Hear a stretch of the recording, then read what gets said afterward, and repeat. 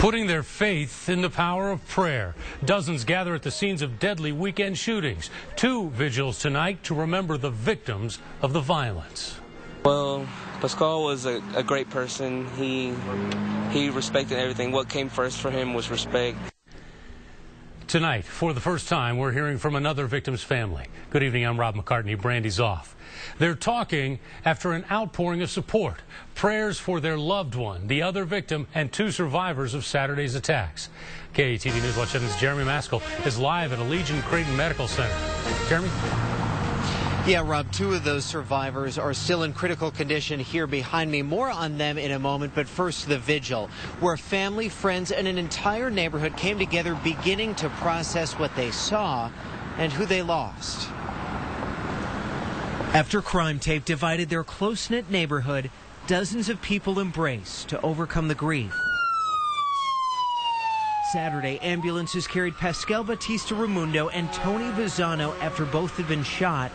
Neither one survived. Tony and I were over here just doing the yard work, cleaning the place up. Philip Lordeman says someone attacked Vigils just a few steps from Monday's vigil.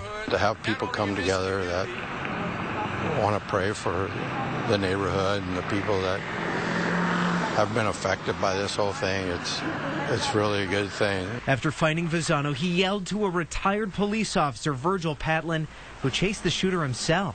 Something said in my heart, you just gotta, this guy can't get away. That's because the shooter had already killed Patlin's neighbor, Pascal Batista Raimundo. And the poor kid next door. I mean, it's just senseless. Pascal was a great person. He respected everything. What came first for him was respect. Monday night, a pledge of support. We are coming together citywide. From faith leaders across the community, from city leaders empowering people to stand for peace. They need to feel like they're safe, and they need to trust our police officers. Monday night, trusting each other to be there to cope.